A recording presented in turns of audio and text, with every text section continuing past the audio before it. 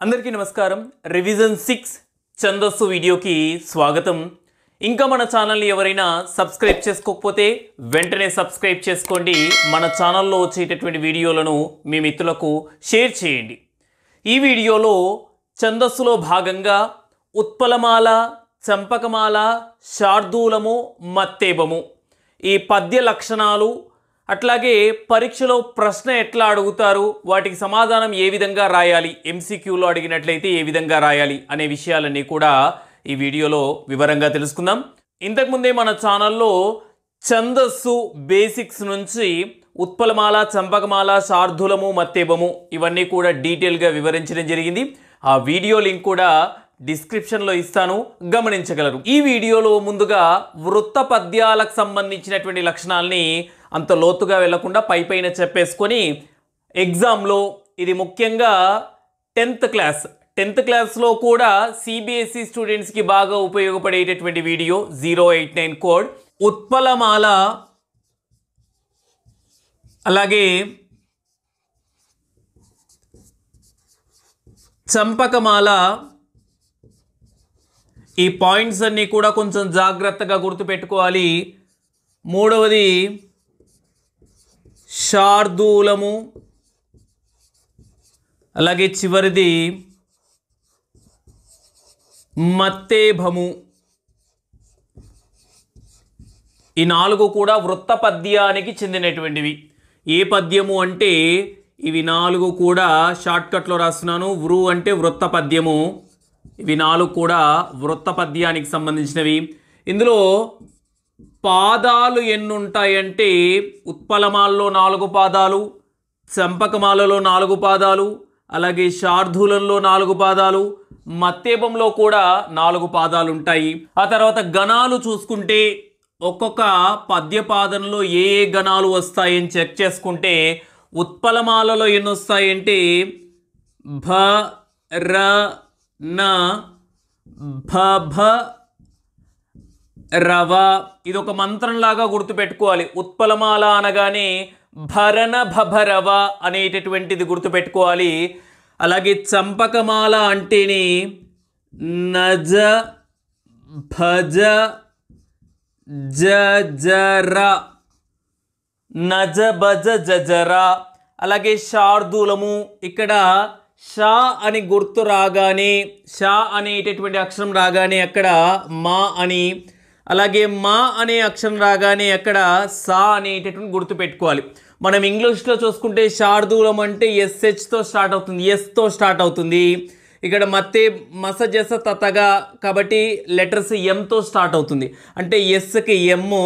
ఇక్కడ మత్తేబము అంటే ఎంతో స్టార్ట్ అవుతుంది, ఎం.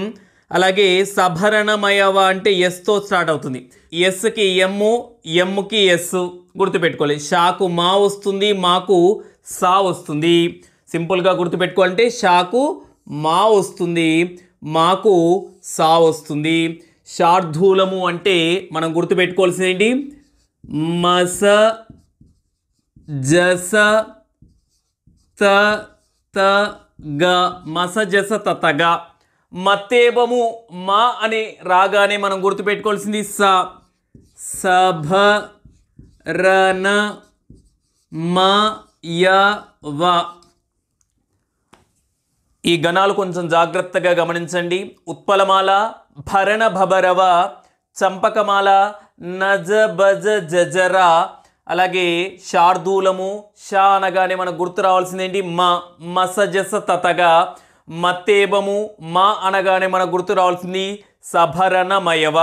ఈ రెండింటి దగ్గరే పొరపాటు చేస్తుంటారు. షా ఉంటే సా రాయొద్దు, షాకు మా వస్తుంది, మాకు సా వస్తుంది. ఒక గుడ్డి గుర్తుగా గుర్తుపెట్టుకోండి, తప్పు లేకుండా ఉంటుంది. ఈ గణాలను చూసుకుంటే మొత్తం అక్షరాలు తెలుస్తాయి. మొత్తం అక్షరాలు ఒక్కొక్క పాదంలో ఎన్ని అక్షరాలు వస్తాయో చెక్ చేసుకుందాం. ఇక్కడ భరణ భభరవ అని ఉంది.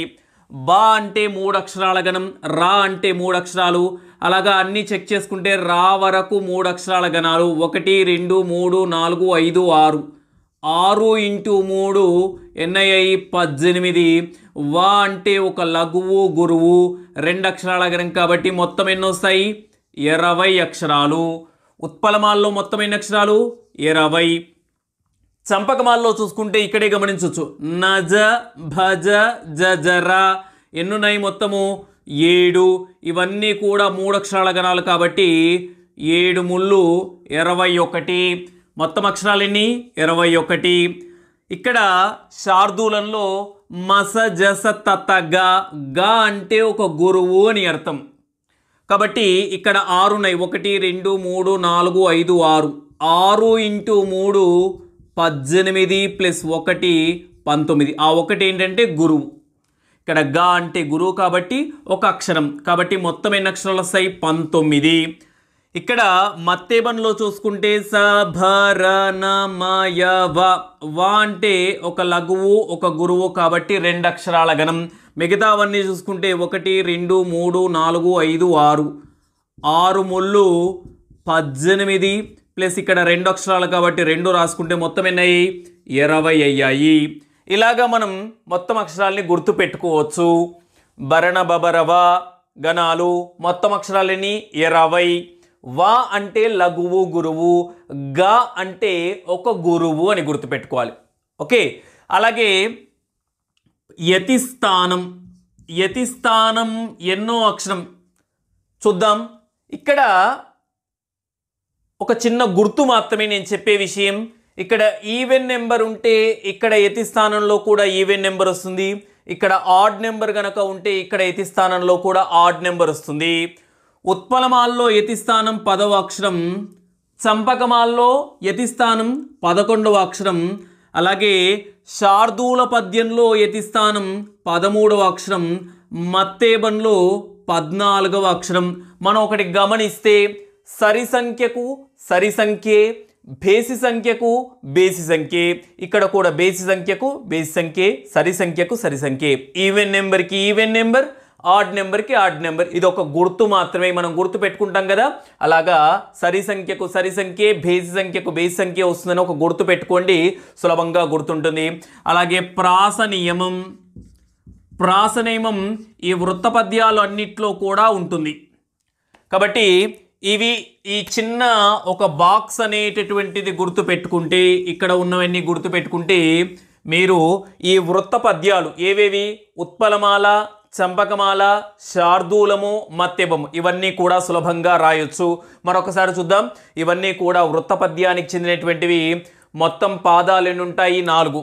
ఇవన్నీ కూడా కామన్ పాయింట్, నేను టిక్ చేసేవన్నీ కూడా అన్ని వృత్త పద్యానికి అన్నిట్లో కూడా 4 పాదాలు ఉంటాయి. ప్రాసనీయం కూడా అన్నిట్లో ఉంటుంది. రిమైనింగ్ 1 2 3 ఈ 3 మాత్రం డిఫరెంట్గా ఉంటాయి. ఓకే, ఇంపార్టెంట్ కూడా ఈ 3 మాత్రమే. ఎన్ని గణాలు, అలాగే మొత్తం ఎన్ని అక్షరాలు, యతి స్థానం ఎన్నవ అక్షరం, ఇవి గుర్తు పెట్టుకోవాలి జాగ్రత్తగా.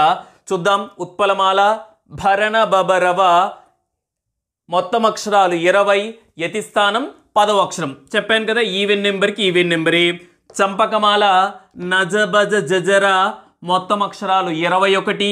ఈ 21 తెలియకపోతే ఇవన్నీ కౌంట్ చేసుకుంటే ఇందులో 3 అక్షరాల గణాలేంటి, 2 అక్షరాల గణాలేంటి, అలాగే 1 అక్షర గణం ఏమైనా ఉందా చెక్ చేసుకుంటే మీరు సులభంగా ఈ మొత్తం అక్షరాలు తెలుస్తుంది. యతి స్థానం 11, ఇది ఆడ్ నెంబర్, ఇక్కడ కూడా ఆడ్ నెంబర్.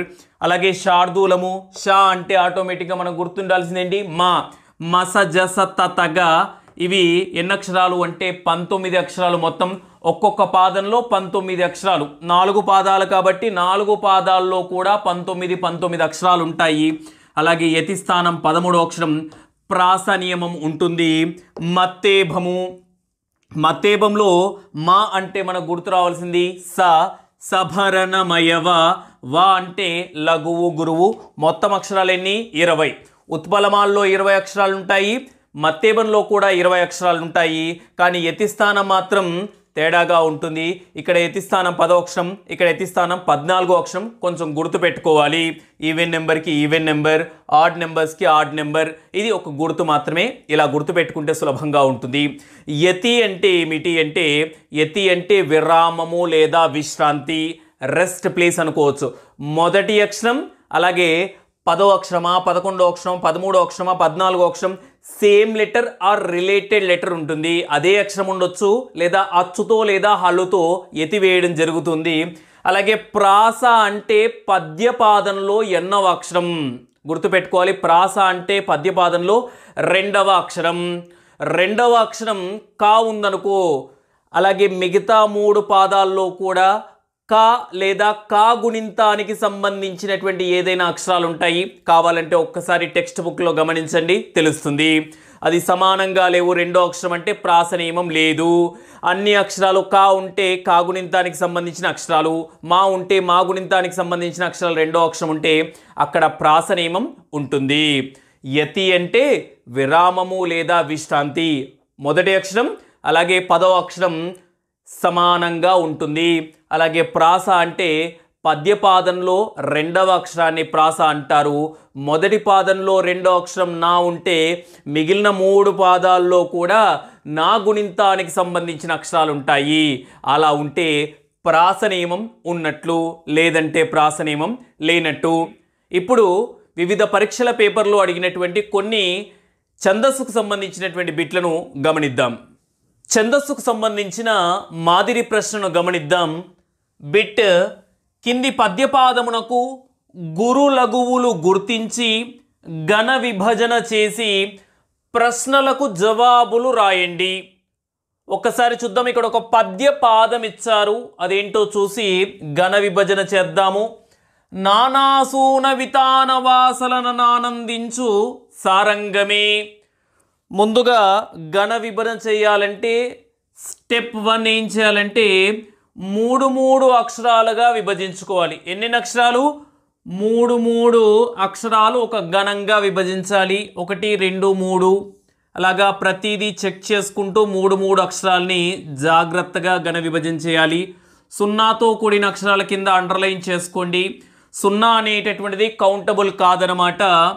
అలాగా 1 2 3 3 అక్షరాలని ఘన విభజన చేసేసాం. తర్వాత సెకండ్ స్టెప్ ఏంటంటే అక్షరాలు లఘువా లేదా గురువా అనేటటువంటిది గుర్తిద్దాం. నా అంటే దీర్ఘంతో కూడిన అక్షరం గురువు, ఇది కూడా దీర్ఘంతో కూడినవి కాబట్టి గురువులు. ఆ తర్వాత నా హ్రస్వాక్షరం లఘువు, వి హ్రస్వాక్షరం లఘువు, తా దీర్ఘాక్షరం గురువు. అలాగే నా లఘువు, గురువు, లఘువు. ఇక్కడ నా లఘువు, లఘువు, నా అంటే దీర్ఘంతో కూడిన అక్షరం గురువు. ఇక్కడ నా పక్కన 0 ఉంది, 0తో కూడినటువంటి అక్షరాలన్నీ కూడా గురువులు. అలాగే దిమ్ దా పక్కన 0 ఉంది కాబట్టి 0తో కూడిన అక్షరం గురువు. చు అనేటటువంటిది లఘువు హ్రస్వాక్షరం. ఇక్కడ దీర్ఘాక్షరం సారంగమే, సా అనేటటువంటి దీర్ఘం కాబట్టి గురువు. రా పక్కన 0 ఉంది, 0తో కూడిన అక్షరం గురువు. గా లఘువు, మే అనేటటువంటిది గురువు. చివరిలో 3 అక్షరాలు ఉంటే గీత గీయండి, లేదంటే వదిలేసేయండి. ఇప్పుడు ఇవన్నీ కూడా ఏ గణాలకు చెందినవి అని తెలుసుకోవాలంటే ముందుగా గుర్తుపెట్టుకోవాల్సింది ఏంటంటే భ జ స య ర త నమ ఆర్ మన. భజస యరత నమ ఆర్ భజస యరత మన. బా అంటే స్టార్టింగ్ గురువు, జ అంటే మిడిల్ గురువు, సా అంటే చివర్లో గురువు, యా అంటే స్టార్టింగ్ లఘువు, మిడిల్ లఘువు, ఎండింగ్ లఘువు. నా అంటే అన్ని లఘువులు, మా అంటే అన్ని గురువులు. ఇది కొంచెం జాగ్రత్తగా గుర్తుపెట్టుకోవాలి. స్టార్టింగ్ గురువు కాబట్టి మిగతావన్నీ లఘువులు, మధ్యలో గురువు కాబట్టి అటు ఇటు లఘువులు, చివర్లో గురువు కాబట్టి ముందు 2 లఘువులు. ఇక్కడ స్టార్టింగ్ లఘువు, మిడిల్ లఘువు, ఎండింగ్ లఘువు అన్నారు. స్టార్టింగ్ లఘువు కాబట్టి మిగతావి 2 గురువులు, మధ్యలో లఘువు కాబట్టి మిగతావి అటు ఇటు గురువులు, చివర్లో లఘువు కాబట్టి ముందువి 2 కూడా గురువులు. ఇక్కడ పరీక్షలో ఇంకో రకంగా ప్రశ్న అడుగుతారు. ఆది గురువు కలిగినటువంటి గణం ఏది అంటే భగనం, ఆది గురువు. అంత్య గురువు కలిగిన గణం ఏంటంటే సగనం. ఆది లఘువు కలిగినటువంటి గణం ఏంటంటే యగనం. ఆది అంటే మొదట, మధ్య అంటే మిడిల్లో, చివర అంటే ఎండింగ్లో. ఇవన్నీ కూడా గుర్తుపెట్టుకో. లేదంటే అన్ని లఘువులు కలిగినటువంటి గణం ఏంటంటే నగనం. అన్ని గురువులు కలిగినటువంటి గణం ఏంటంటే మగనం. ఇట్లా కూడా ప్రశ్నలు అడగవచ్చు. ఈ రకంగా కూడా గుర్తుపెట్టుకోండి. ఇది కూడా ఒక మంత్రంగా గుర్తుపెట్టుకోవాలి. భజస, యరత, నమ లేదా మన. స్టార్టింగ్ గురువు, మిడిల్ గురువు, ఎండింగ్ గురువు. అలాగే స్టార్టింగ్ లఘువు, మిడిల్ లఘువు, ఎండింగ్ లఘువు. ఇలా గుర్తుపెట్టుకోండి. నా అంటే అన్ని లఘువులు, మా అంటే అన్ని గురువులు. ఇక్కడ మొదటి గణం అన్ని గురువులు ఉన్నాయి కాబట్టి మగనం. అలాగే చివర్లో గురువు ఉంది కాబట్టి సగనం. అలాగే మధ్యలో గురువు జగనం. అలాగే చివర్లో గురువు కాబట్టి ఇది కూడా సగనం. అలాగే చివర్లో లఘువు ఉంది కాబట్టి తగనం. ఇలాగా గుర్తుపెట్టుకోవాలి. మళ్ళీ చివర్లో లఘు, తగనం.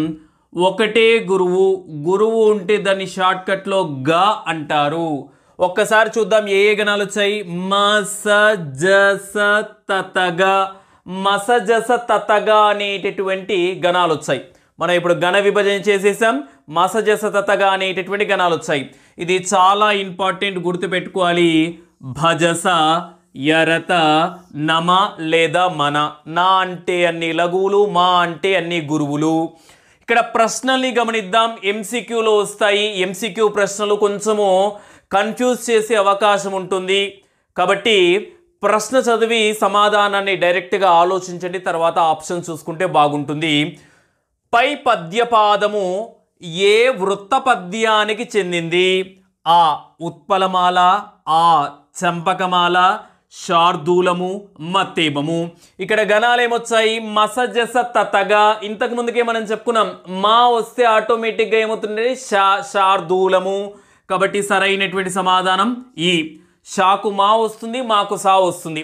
ఇంకా మీరు గుర్తుపెట్టుకుంటే ఉత్పలమాల భరణ బబరవ, చంపకమాల నజబజ జజర, శార్దూలము షా అంటే మా, మసజస తతగా, మా అంటే సా సభరణమయవ. కాబట్టి మసజస తతగా వచ్చాయి కాబట్టి శార్దూలం. అలాగే రెండవది పై పద్యంలో యతిస్థానం ఎన్నవ అక్షరం? శార్దూలంలో యతిస్థానం. శార్దూలం అంటే మసజస తతగా. ఎన్ని అక్షరాలు ఉంటాయని చెప్పుకున్నాం? 19 అక్షరాలు ఉంటాయి. 19 అక్షరాలు కాబట్టి ఆడ్ నెంబర్. ఆడ్ నెంబర్కి యతిస్థానం ఎన్ని వస్తుంది? ఆడ్ నెంబరే వస్తుంది, 13. ఒకసారి చూద్దాం. 13, 10, 14, 11. సరైనటువంటి సమాధానం ఆ 13. అలాగే మూడో ప్రశ్న, ప్రాస అంటే ఏమిటి? ఎన్నవ అక్షరం? ప్రతి అక్షరము, రెండవ అక్షరము, మూడవ అక్షరము, 14వ అక్షరము. ఇక్కడ చూద్దాం. ఇందులో ప్రాస ఏ అక్షరం అవుతుంది? రెండవ అక్షరం. ఇందులో నా ఉంది కాబట్టి మిగతా అంటే 2, 3, 4 పాదాల్లో కూడా నా గుణింతానికి సంబంధించినటువంటి అక్షరం వస్తుంది. దాన్ని ఏమంటారు? ప్రాస అంటారు. ప్రతి పద్యపాదంలో రెండవ అక్షరాన్ని ప్రాస అంటారు. కాబట్టి ఆ సరైనటువంటి సమాధానం. అలాగే ఈ పాదంలో ఉన్న అక్షరాల సంఖ్య ఎంత? ఇది చాలా ముఖ్యం, గుర్తుపెట్టుకోవాలి. 0, అరసున్న, విసర్గ, అలాగే పొల్లు హల్లులు. అచ్చు లేనటువంటి హల్లుల్ని పొల్లు హల్లులు అంటారు. ఇవన్నీ కూడా కౌంట్ చేయొద్దు కాబట్టి ఇక్కడ సున్నాల్ని కౌంట్ చేయలేదు. అందు గురించే 0 కింద, విసర్గ కింద, పొల్లు హల్లు కింద ముందున్నటువంటి అక్షరంతో గీత గీయండి. ఎందుకు అంటే 0తో కూడిన అక్షరాలు గురువులు అవుతాయి, విసర్గతో కూడిన అక్షరాలు గురువులు అవుతాయి, పొల్లు హల్లుతో కూడినటువంటి అక్షరాలు కూడా గురువులు అవుతాయి. కాబట్టి ఇలాగ గీసుకుంటే మీకు సులభంగా ఉంటుంది. ఇక్కడ ఎన్ని వచ్చాయి? 1, 2, 3, 4, 5, 6. 6 గణాలు అంటే 6 × 3 18. ఇక్కడ 1 కాబట్టి 19. సరైనటువంటి సమాధానం చూద్దాం. ఆ 18, 19, 21, 20. సరైనటువంటి సమాధానం ఆ 19. ఈ పాదంలో వచ్చే గణాలు ఏవి? ఏ గణాలు వచ్చాయి? మస జస తతగా. మస జస తతగా చూద్దాం. భరణ బబరవ ఇది కాదు. నజబజ జజర ఇది కాదు. మస జస తతగా మరబన యయ. ఇదేదో కన్ఫ్యూజ్గా కలిగేటట్టుగా ఇచ్చారనమాట. కాబట్టి ఇది కూడా కాదు. సరైనటువంటి సమాధానం ఈ మస జస తతగా. ఈ ఛందస్సులో ఎంసీక్యూలో అడిగేటప్పుడు 3 రకాలైనటువంటి ప్రశ్నల్ని ఖచ్చితంగా అడుగుతుంటారు. ఒకటి ఏంటంటే ఇది ఏ వృత్త పద్యానికి చెందింది. ఒక పద్యపాదం ఇస్తారు, ఏ వృత్త పద్యానికి అంటే ఉత్పలమాలన, చంపకమాలన, శార్దూలమా, మత్తెబమా అని అడుగుతారు. ఇది ఒక రకమైనటువంటి ప్రశ్న, ఇవి ఖచ్చితంగా అడుగుతారు. అలాగే యతిస్థానం ఎన్నవ అక్షరం, యతిస్థానం అడుగుతారు. మూడోది ఏంటంటే వచ్చేటటువంటి గణాలు భరణ భబరవన, మసజస తతగన, నజభజ జజరణ లేదా సభరణమయవన, ఈ 3 రకాలైనటువంటి ప్రశ్నల్ని ఖచ్చితంగా అడుగుతుంటారు. వీటి పట్ల కొంచెం జాగ్రత్త వహించండి. ఇంతకుముందు నేను చెప్పాను కదా, ఆ బాక్స్ అనేటటువంటిది గుర్తుంటే మిగతావన్నీ కూడా సులభంగా రాయొచ్చు. భజస యరత నమ లేదా యమాతారాజ బానసలగం, ఇవి కూడా రెండిట్లో ఏదైనా విధానాన్ని అనుసరించవచ్చు, తప్పేమీ లేదు. ఇలా రాస్తే సులభంగా రాసుకోవచ్చనే ఈ పద్ధతిని నేను ఫాలో అయ్యాను. మరికొన్ని ప్రశ్నలు గమనిద్దాం. ఇక్కడ ఇచ్చినటువంటి పద్యపాదానికి ఘన విభజన చేసి అడిగిన ప్రశ్నలకు సరైనటువంటి సమాధానాన్ని ఎంచుకొని ఈ బ్రాకెట్లో రాయాలి. పద్యపాదాన్ని గమనిద్దాం. మా తెలంగాణ మందునన మంజుల దివ్య సరస్వతీ ద్యుతుల్, ఇది పద్యపాదం. ముందుగా ఏం చేయాలి, పద్యపాదం ఇచ్చినప్పుడు 3 అక్షరాలు ఒక గణంగా విభజించుకోవాలి. ఈ సున్నాలున్నా, విసర్గలున్నా, పొల్లు హల్లులున్నా వాటి కింద ఇలా గీత గీసుకుంటే సులభంగా ఉంటుంది. 1 2 3, ఇక్కడ కూడా 3 అక్షరాలు, 3 అక్షరాలు, చివర్లో పొల్లు హల్లు కాబట్టి ఇవి 2, అలాగే వదిలేసేయండి. మా అంటే దీర్ఘాక్షరం, గురువు. తే అంటే హ్రస్వాక్షరం, తా మీద ఏ ఉంది కాబట్టి లఘువు. లా అనేటటువంటిది కూడా లఘువు. గా అంటే గురువు, లఘువు, సున్నాతో కూడిన అక్షరం కాబట్టి గురువు. దు అనేటటువంటి ఇవన్నీ కూడా హ్రస్వాక్షరాలు, లఘువులు. సున్నాతో కూడిన అక్షరం గురువు. జు అనేటటువంటిది లఘువు, ఊ ఉంది కాబట్టి లఘువు. అలాగే ఇది సంయుక్తాక్షరం, సంయుక్తాక్షరానికి ముందున్న అక్షరం గురువు. సంయుక్తాక్షరం దీర్ఘం లేకపోతే లఘువు. ఈ అక్షరం స, లఘువు. ఇది కూడా ఏ అక్షరమైనా ఘన విభజన చేసేటప్పుడు దాని తర్వాత అక్షరం కూడా చూసుకోండి. ఎందుకంటే సంయుక్తాక్షరానికి ద్విత్వాక్షరానికి ముందున్న అక్షరాలు గురువులు కాబట్టి ఇది సంయుక్తాక్షరం, ముందున్న అక్షరం గురువు. సంయుక్తాక్షరం దీర్ఘం లేకపోతే లఘువు, దీర్ఘం ఉంటే గురువు. తీ అనేటటువంటిది లఘువు. అలాగే ఇక్కడ సంయుక్తాక్షరంతో కూడింది కాబట్టి కూడా గురువు అవుతుంది, ఇది లఘువు. ఇక్కడ పొల్లు హల్లుతో కూడినటువంటి అక్షరం గురువు. ఒక్కసారి ఏ గణాలు అవుతాయో చూద్దాం. ఆది గురువు కలిగితే భగనం, భ మధ్య లఘువు రగనం, అన్ని లఘువులు నగనం. ఇలాగ భజస యరత నమ గుర్తుపెట్టుకుంటే సరిపోతుంది. మళ్ళీ భగనం, అలాగే భగనం, రగనం. లఘువు గురువు గనక ఉంటే దాన్ని వగనం అంటారు. ఒక గురువు మాత్రమే ఉంటే గా అంటారు, గుర్తుపెట్టుకోవాలి. ఇక్కడ లఘువు గురువు ఉంది కాబట్టి ఇది వగనం. ఏ గణాలు వచ్చాయి? భరణ, భబ, రవ. తర్వాత ప్రశ్నల్ని గమనిద్దాం. పై పద్యపాదంలో గల గణాలు ఏవి? సభరణమయవ, భరణ బబరవ, మసజస తతగా, సభరణమయవ. సరైనటువంటి సమాధానం ఆ, భరణ భబరవ. పై పద్యపాదం ఏ వృత్త పద్యానికి చెందింది? చంపకమాల, మత్తేబము, శార్దూలము, ఉత్పలమాల. భరణ బబరవ అనేటటువంటి గణాలు వరుసగా ఏ పద్యంలో వస్తాయి అంటే ఉత్పలమాల. కాబట్టి సరైనటువంటి సమాధానం ఈ.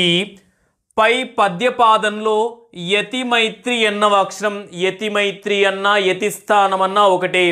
ఉత్పలమాల్లో మొత్తం అక్షరాలు ఎన్ని? 20. యతిస్థానం ఎన్నో అక్షరం? 10వ అక్షరం. 13, 10, 14, 11.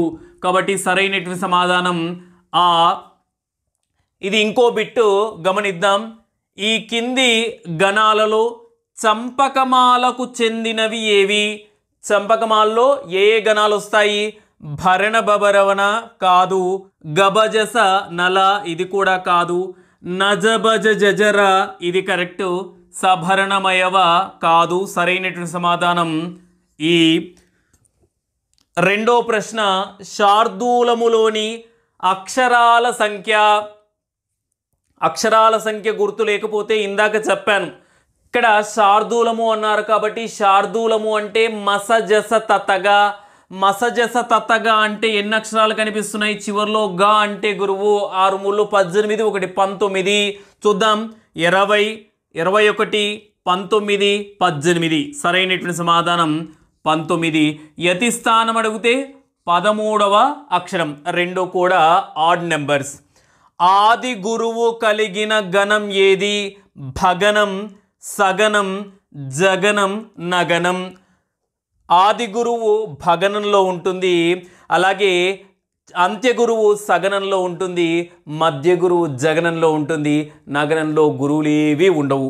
కాబట్టి సరైనటువంటి సమాధానం ఆ ఆది గురువు అంటే స్టార్టింగ్ గురువు. మత పైశాచి వికార దంశ్రికలతో మా భూమి లంఘించి మా ఈ పద్యం ఏ వృత్త పద్యానికి చెందింది? మళ్ళీ 3 అక్షరాలు ఒక్కొక్క గణంగా విభజించుకోవాలి. 0తో ఉంటే గీత గీసుకుంటే సులభంగా ఉంటుంది. 1 2 3 అలాగే ఇట్లాగా అన్నీ కూడా చెక్ చేసుకొని ఒక్క అక్షరాన్ని కూడా మిస్ చేసిన లేదా పొరపాటుగా రాసిన, దీర్ఘం దగ్గర హ్రస్వం దగ్గర దీర్ఘం రాసిన మొత్తం గణం అంతా కూడా పోతుంది. చివర్లో 2 ఉన్నాయి కాబట్టి వదిలేశాను. ఇక్కడ లఘువు ఇది ఐత్వంతో కూడినటువంటి అక్షరం. ఔలతో కూడినటువంటి అక్షరాలు గురువులు అవుతాయి. ఇది గురువు, లఘువు. అలాగే దీర్ఘంతో కూడిన అక్షరం గురువు, లఘువు, గురువు. అలాగే ఇది సంయుక్తాక్షరం కాబట్టి ఇది లఘువు. అలాగే గురువు, లఘువు, గురువు. 0తో కూడింది కాబట్టి ఇది కూడా 0తో కూడింది కాబట్టి గురువు, లఘువు, గురువు. చివరి గురువు కలిగినటువంటిది సగనం కాబట్టి స. అలాగే మొదట్లో గురువు భగనం స బ. అలాగే మధ్యలో లఘువు ఉంది కాబట్టి రగనం. అన్ని లఘువులు ఉంటే నగనం, అన్ని గురువులు ఉంటే మగనం. అలాగే స్టార్టింగ్లో లఘువు ఉంది కాబట్టి యగనం. అలాగే లఘువు గురువు ఉంటే వా అనేటటువంటి గణం. కాబట్టి మొత్తం చూసుకుంటే సభరణమయవ అనేటటువంటి గణాలు వచ్చాయి. చూద్దాము. చంపకమాల, ఉత్పలమాల, శార్దూలము, మత్తేబము. ఇక్కడ షాకు మా వస్తుంది, మాకు సా వస్తుందని ఇందాక చెప్పాను. మత్తేబము సభరణమయవ కాబట్టి సరైనటువంటి సమాధానం ఏమవుతుంది? ఈ. అలాగే అన్ని గురువులు కలిగిన గణమేంటి? ఇలా ఇవ్వరు, మీకు గుర్తుండాలని ఇలా ఇచ్చాను. అన్ని గురువులు ఉంటే ఆ గణాన్ని ఏమంటారు? నగనం అంటారా, భగనం అంటారా, మగనం అంటారా, యగనం అంటారా? అన్ని లఘువులు ఉంటే దాన్ని నగనం అంటారు. స్టార్టింగ్లో గురువు ఉంటుంది, అది భగనం. మగనం అంటే అన్ని గురువులు, యగనం అంటే లఘువు, గురువు ఉంటుంది. కాబట్టి సరైనటువంటి సమాధానం మగనం. ఇలాగా అన్నీ గుర్తుపెట్టుకోవాలి. ఇది చాలా ముఖ్యమైనటువంటిది. ఓకే, ఇది తెలుగులో మ్యాథ్స్ అన్నమాట. సులభంగా ఇవి రాయొచ్చు, కాస్త ఇంట్రెస్ట్ పెట్టాలి. మరికొన్ని ప్రశ్నలు ఇక్కడ పద్యపాదం ఇచ్చారు. పద్యపాదాన్ని ఘన విభజన చేసి ఇక్కడ ఇచ్చినటువంటి ప్రశ్నలకు సమాధానాలు రాయాలి. చూద్దాం. కరిరాజున్ బిసతంతు సంతతుల చేగట్టన్ విజృంభించుచు వా అనుంది.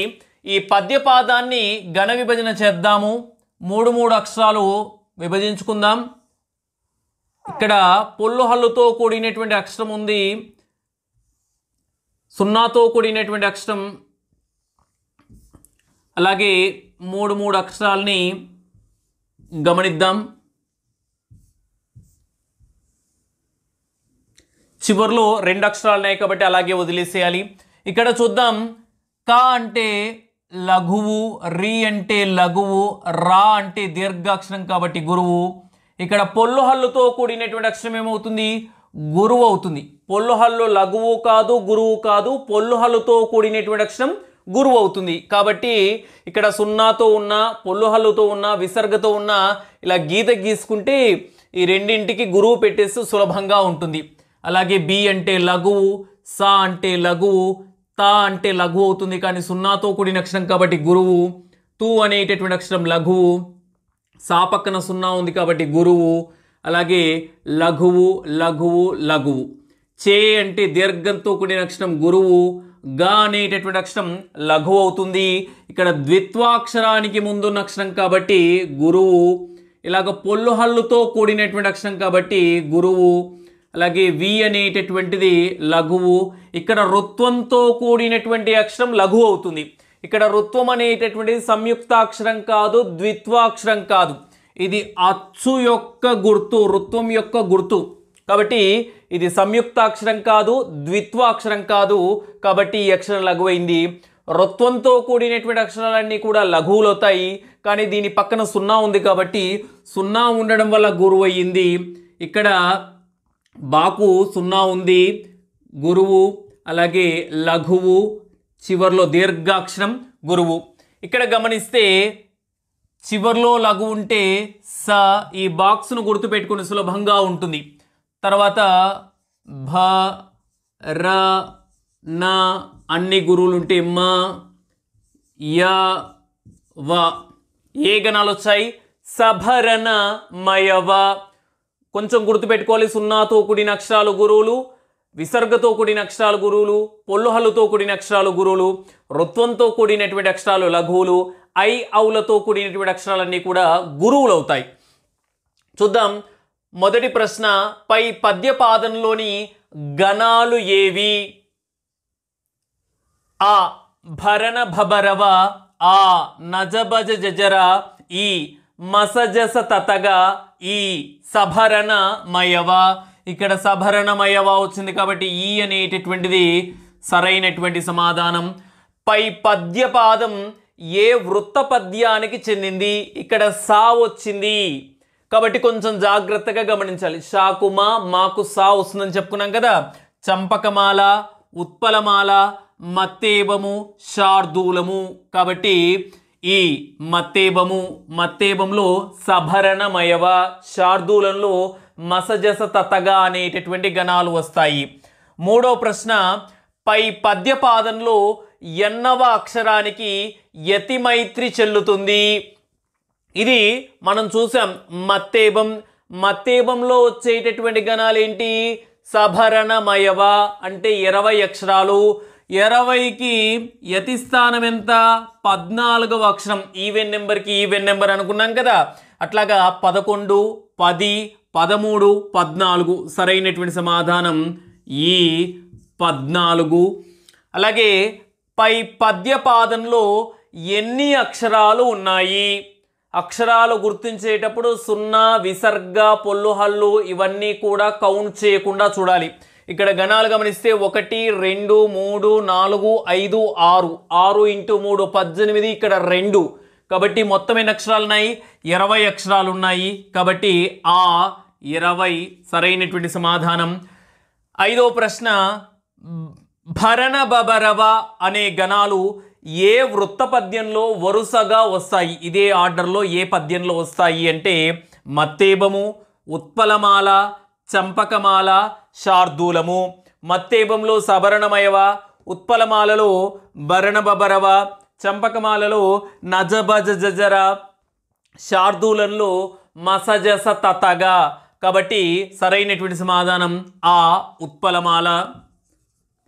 అలాగే ఇంకో ప్రశ్న, ఇది ఈ బిట్టు వేరు, కింద ఉన్నటువంటి బిట్టు వేరు. చిలుకలు వాడి చుంచువులు జించినవో లవలీదలంబులన్.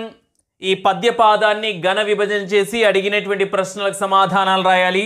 3 అక్షరాలుగా విభజించుకుందాం. సున్నాతో కూడిన అక్షరం కాబట్టి గీత గీసుకుంటే సులభంగా ఉంటుంది. ఇది మీ ఇష్టం. అలాగే ఇక్కడ 3 అక్షరాలు, పొల్లు హల్లు కాబట్టి అండర్లైన్ గీశాను. అది ఇక్కడ చూద్దాం. చి అంటే హ్రస్వాక్షరం లఘువు, హ్రస్వాక్షరం లఘువు, హ్రస్వాక్షరం లఘువు. లు అనేది లఘువు, గురువు, లఘువు. గురువు సున్నాతో కూడిన అక్షరం కాబట్టి లఘువు, లఘువు. లఘువు సున్నాతో కూడిన అక్షరం గురువు, హ్రస్వాక్షరం లఘువు. నా అనేటటువంటి లఘువు. ఓ అనేటటువంటిది వా మీద ఓ ఉంది కాబట్టి గురువు, లఘువు. లఘువు ఇక్కడ దీర్ఘాక్షరం కాబట్టి గురువు, లఘువు. సున్నాతో కూడిన అక్షరం గురువు, లఘువు. పొల్లహల్లుతో కూడిన అక్షరం గురువు. కాబట్టి ఒక్కసారి చూద్దాం. అన్ని లఘువులు ఉంటే నగనం, జగనం. స్టార్టింగ్లో గురువు ఉంది కాబట్టి బగనం, నజ బజ జ జ. మధ్యలో గురువు ఉంది కాబట్టి జగనం, మధ్యలో లఘు ఉంది కాబట్టి రగనం. ఏమొచ్చాయి? నజ బజ జజర అనేటటువంటి గణాలు వచ్చాయి. పై పద్యపాదం ఏ వృత్త పద్యానికి చెందింది? శార్దూలము, మత్తేబము, చంపకమాల, ఉత్పలమాల. నజ బజ జజర గణాలు ఎందులో వస్తాయి? చంపకమాలలో వస్తాయి కాబట్టి చంపకమాల. పై పద్యంలో గల గణాలు ఏవి? ఇక్కడ ఇచ్చాం నజ బజ జజర. కాబట్టి ఆ ఇచ్చినటువంటి పద్యపాదాన్ని గణ విభజన చేస్తేనే ఈ ఆన్సర్స్ అన్నీ వస్తాయి. కాబట్టి నజ బజ జజర, మసజస తతగ, సభరణమయవ, భరణ భబరవ. సరైనటువంటి సమాధానం ఆ నజ బజ జజర. మూడో ప్రశ్న, పై పద్యంలో యతిమైత్రి ఎన్నవ అక్షరం? చంపకమాలలో యతిమైత్రి అక్షరం ఎంత? 11. మొత్తం అక్షరాలు 21, యతి స్థానం 11. ఆడ్ నెంబర్కి ఆడ్ నెంబర్. 10, 11, 13, 14. ఆ 11 సరైనటువంటి సమాధానం. చివరి ప్రశ్న, యతి అంటే ఏమిటి? మొదటి ఆప్షన్ పద్యపాదంలో మొదటి అక్షరం, పద్యపాదంలో రెండవ అక్షరం, విరామము, విరతి, విశ్రాంతి. పద్యంలో 12వ అక్షరం. ఈ ప్రశ్న విషయంలో కొంచెం జాగ్రత్త అవసరం.